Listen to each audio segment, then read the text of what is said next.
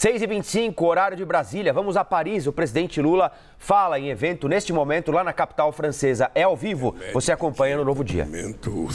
Todos os representantes de Banco de Desenvolvimento e demais instituições financeiras presentes. Portanto, companheira Dilma Rousseff, prazer pela sua presença aqui. Eu queria dizer a você, meu caro Macron, que desde ontem à noite eu tenho mudado o meu discurso. Eu passei a semana na Itália e preparando um discurso, mas já mudei o discurso umas 10 vezes e não vou ler meu discurso. Eu queria começar fazendo um aviso importante. Em 2025, nós vamos realizar a COP30 num país amazônico.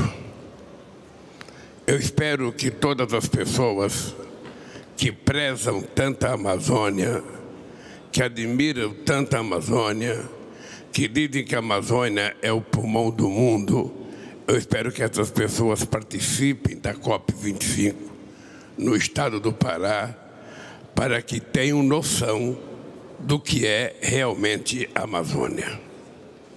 Porque muita gente fala, mas pouca gente conhece. E é importante que as pessoas falem conhecendo. A Amazônia no Brasil, ela representa nada mais, nada menos que 5 milhões de quilômetros quadrados.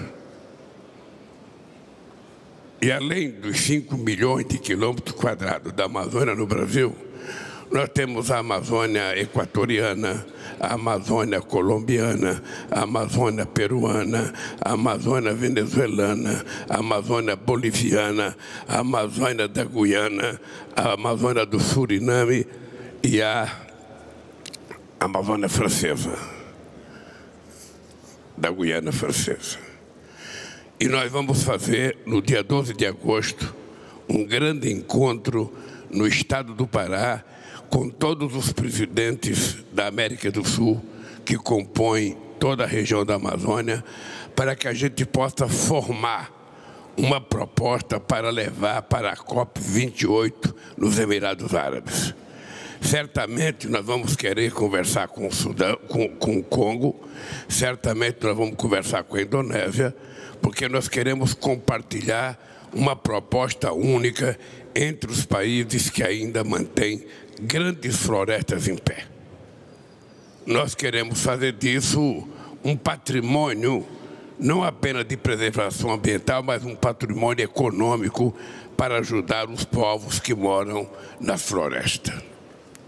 Nessa floresta brasileira, nós temos 400 povos indígenas. E desses 400 povos indígenas, nós temos 300 idiomas. E nessa mesma região, nós enfrentamos muitas adversidades. Nós enfrentamos o garimpo, nós enfrentamos o crime organizado e nós enfrentamos muitas vezes pessoas de má fé que querem tentar fazer com que nessa floresta se plante soja, se plante milho, se crie gado, quando na verdade não é necessário fazer isso. Os empresários responsáveis sabem que é errado e sabem que isso vai causar um problema muito sério aos produtos que eles têm que vender para outros países. Essa é a primeira coisa que eu queria dizer para vocês. O Brasil é um país que tem uma matriz energética possivelmente da mais limpa do mundo. No campo do setor de energia elétrica, 87% da energia brasileira é renovável contra 27% do restante do mundo. Em se tratando de todo o conjunto da energia, 50% da energia brasileira é renovável, enquanto o resto do mundo só tem 15% de energia renovável. Isso significa que nós estamos caminhando para cumprir a nossa famosa proposta de campanha, que é chegar ao desmatamento zero em 2030. E nós não temos apenas a Amazônia para cuidar. nós temos o bioma do Cerrado, nós temos o bioma da Caatinga, nós temos o bioma do Pantanal, nós temos o bioma da Mata Atlântica. São 5 grandes biomas que nós temos que lutar, porque todos eles são vítimas de ataques todo ano. Ora por fogo, ora por excesso de chuva e ora por gente predadora que quer plantar o que se não deve plantar lá. Eu não vim aqui para falar somente da Amazônia. Eu vim aqui para falar que, junto com a questão climática, presidente Macron, nós temos que colocar a questão da desigualdade mundial. Não é possível que, numa reunião entre presidentes de países importantes, a palavra desigualdade não apareça. A desigualdade salarial, a desigualdade de raça, a desigualdade de gênero, a desigualdade na educação, a desigualdade na saúde. Ou seja, nós somos um mundo cada vez mais desigual e cada vez mais a riqueza está concentrada na mão de menos gente e a pobreza concentrada na mão de mais gente. Se nós não discutirmos dessa questão da desigualdade, e se a gente não colocar isso com tanta prioridade quanto a questão climática, ou seja, a gente pode ter um clima muito bom e o povo continuar morrendo de fome em vários países do mundo. Não é só na África, não, é na América Latina, é no Brasil. Quando eu fui presidente da República do Brasil de 2003 a 2010 e a presidenta Dilma de 2010 a 2016, a ONU reconheceu que o Brasil tinha saído do mapa da fome. Naquela época, a gente tinha feito com que 36 milhões de pessoas, saíssem da miséria absoluta e 40 milhões de pessoas atendessem a um poder de compra de classe média. 13 anos depois, eu volto à presidência da República do Brasil e, outra vez, 33 milhões de pessoas estão passando fome. Quando deixamos a presidência, o Brasil era a 6ª economia do mundo. Hoje o Brasil é a 12ª economia do mundo. Ou seja, o país andou para trás, como muitos outros países andam para trás. Depende do governo que é eleito, depende do governo que tem a preocupação com a questão social. E nós aqui precisamos ter claro o seguinte: aquilo que foi criado depois da Segunda Guerra Mundial, as instituições de Bretton Woods não funcionam mais e não atendem mais às aspirações e nem os interesses da sociedade. Vamos ter claro que o Banco Mundial deixa muito a desejar naquilo que o mundo aspira do Banco Mundial. Vamos deixar claro que o FMI deixa muito a desejar naquilo que as pessoas esperam do FMI. E muitas vezes os bancos emprestam dinheiro e esse dinheiro emprestado é o resultado da falência do Estado. É o que estamos vendo na Argentina hoje. A Argentina, da forma mais irresponsável do mundo, o FMI emprestou 40 bilhões de dólares, 44 bilhões de dólares para um senhor que era presidente. Não se sabe o que ele fez com o dinheiro e a Argentina hoje está passando uma situação econômica muito difícil, porque não tem dólar nem para pagar o FMI. Então é importante que a gente tenha noção de que a gente não pode continuar com as instituições funcionando de forma equivocada. Mesmo o Conselho Nacional de Segurança da ONU, os membros permanentes não representam mais a realidade política de 2023.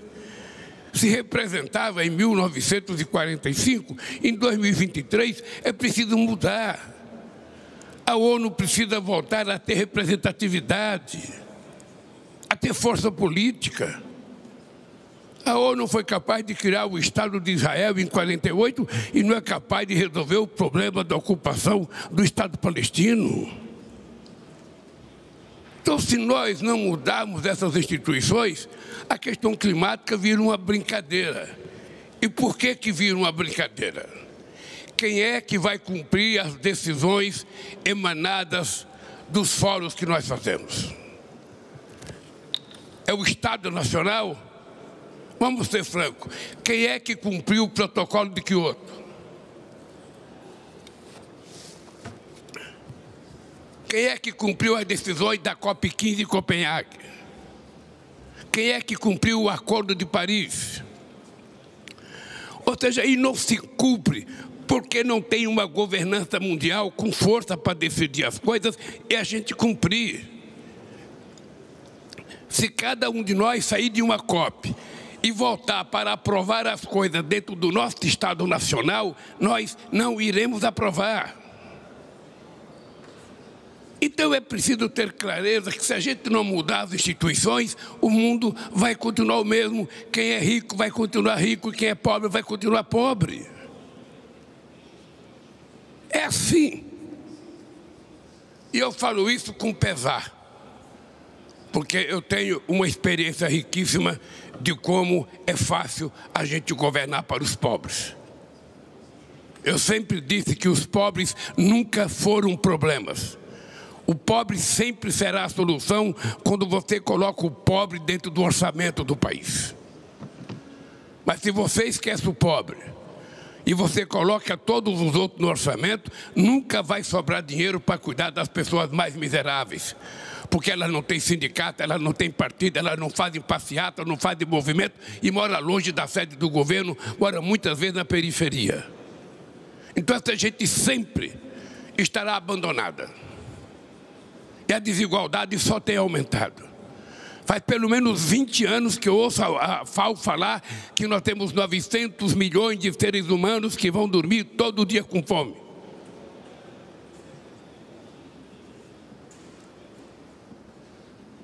Como é que nós vamos resolver isso se nós não discutimos isso? Como é que nós vamos resolver esse problema da desigualdade se a gente não discuta a desigualdade? Eu sou daqueles, mas com que aprendi que muitas vezes a classe política do mundo só valoriza o pobre em época de eleição. Em época de eleição, o pobre é o patrimônio mais importante de um país. Depois das eleições, o pobre é esquecido e a vida segue. Então é importante, e eu quero te dar os parabéns por esse encontro aqui. Eu, por exemplo, conheci um plano feito pela União Africana chamado FIDA. Era um plano que previa investimento de 360 bilhões de dólares para investimento em infraestrutura em todo o continente africano. Se o mundo desenvolvido resolvesse financiar empresas para construir as necessidades de infraestrutura daquele plano, a África já teria dado um salto de qualidade na infraestrutura. Ontem nós ouvimos o presidente do Congo falar do Rio Congo. Pelo que eu sei, o Rio Congo daria para fazer pelo menos 3 Itaipu, que é a maior hidrelétrica do Brasil. Mas não tem nenhuma, porque não tem dinheiro e porque não tem financiamento. E nós precisamos parar de, a nível internacional, de fazer proselitismo com recurso. Ah, eu vou ajudar essa coisinha aqui, eu vou ajudar essa coisinha ali, quando na verdade nós precisamos dar um salto de qualidade. É de fazer investimento em coisas estruturantes que mudam a vida dos países. É para isso que eu estou otimista com a criação do Banco dos BRICS. É para isso que eu estou otimista com a possibilidade de criar o Banco do Sul. É para isso que eu estou otimista da gente discutir moeda de comércio. Por que se acabou com a Organização Mundial do Comércio? Vamos ver se todo mundo aqui se lembra como é que acabou a Organização Mundial do Comércio. Tinha eleição nos Estados Unidos em 2009. E por isso o presidente Bush se afastou da Organização Mundial do Comércio e o acordo que estava quase para ser feito não foi feito e nunca mais os Estados Unidos voltou à Organização Mundial do Comércio. Eu imaginei que o Obama iria votar assim que tomasse posse e não votou. E a Organização Mundial do Comércio hoje faz muito pouco. E é por isso que nós temos a volta do protecionismo. Quem é que não lembra a discussão do G20 em Londres, quando a gente discutia para evitar o protecionismo, quando a gente discutia que os países ricos teriam que fazer investimento nos países em desenvolvimento e nos países pobres? O que aconteceu? Os países ricos voltaram a fazer protecionismo. E nós estamos vendo a pobreza crescer em todos os continentes. Eu vou dar o exemplo do meu país. Eu tinha muito orgulho de ter saído do mapa da fome com a presidenta Dilma em 2012. E tenho muita tristeza que voltei à presidência da República agora. O meu país estava pior do ponto de vista democrático, porque tinha um fascista governando o país. Estava pior do ponto de vista educacional, porque não tinha dinheiro investido nas universidades. Estava pior do ponto de vista social, porque não tinha política social. Estava pior do ponto de vista econômico. E nós agora temos que fazer tudo o que já tínhamos feito. Tudo que nós fizemos entre 2003 e 2016, nós vamos ter que refazer tudo para o país voltar a crescer. A única coisa que eu quero dizer para vocês nessa reunião é que a questão climática não é uma coisa secundária. E por isso o Brasil vai levar a cabo o controle do desmatamento. Por isso nós vamos colocar isso como uma questão de honra de até 2030 a gente acabar, com o desmatamento na Amazônia. O Brasil tem 30 milhões de hectares de terras degradadas, não precisa cortar uma árvore para plantar um pé de soja, um pé de milho ou criar um gado. É só recuperar as terras degradadas. E aí nós precisamos tratar dos acordos internacionais, dos acordos comerciais. Os acordos comerciais têm que ser mais justos. Eu estou doido para fazer um acordo com a União Europeia. Mas não é possível. A carta adicional que foi feita pela União Europeia não permite que se faça um acordo. É preciso, nós vamos fazer a resposta. E vamos mandar a resposta, mas é preciso que a gente comece a discutir. Não é possível que nós temos uma parceria estratégica e haja uma carta adicional fazendo ameaça a um parceiro estratégico. Como é que a gente vai resolver isso? Eu, se pudesse, ia pegar o chanceler alemão, ia levá-lo para ser ministro de Minas e Energia no meu país, para ele poder transformar todos os nossos minérios em produtos, para exportar produtos acabados e não apenas minério. Foi a melhor coisa que eu ouvi aqui ontem no jantar e hoje aqui nessa reunião.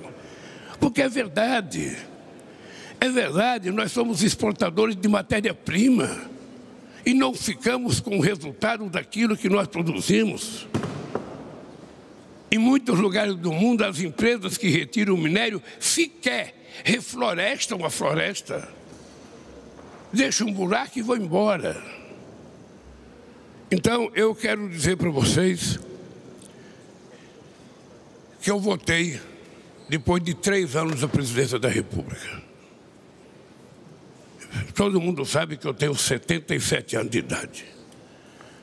Mas a minha vontade de fazer as coisas é como se eu tivesse 30 anos de idade.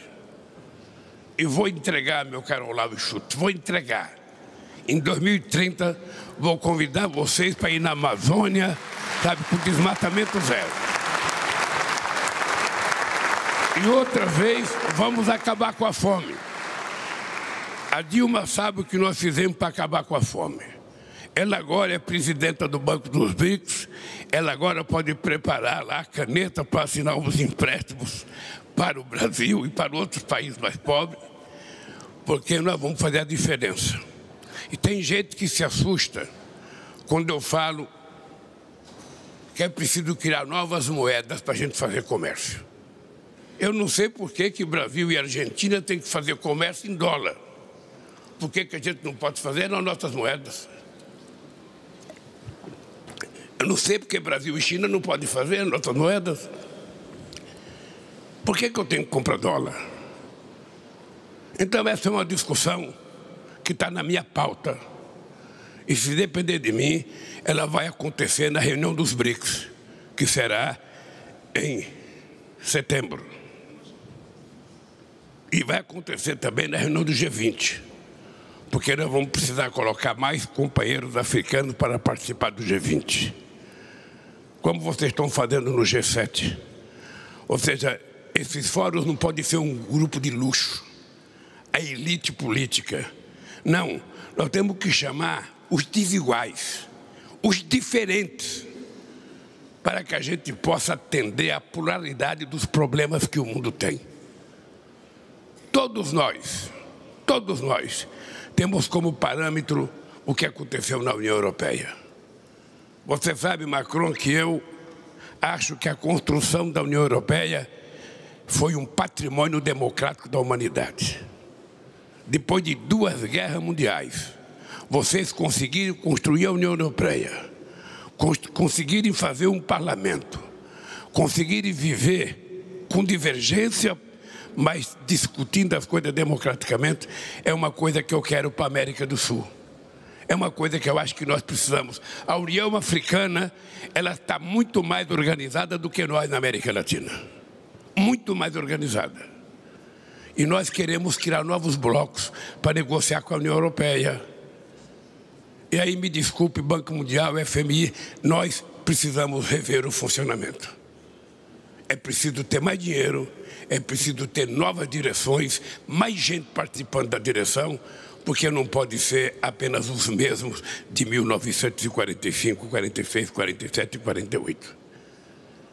Então, querido companheiro Macron, obrigado por essa reunião e se prepare que eu estou com mais vontade de brigar nesses próximos 3 anos que eu vou presidir o Brasil. Obrigado e boa sorte.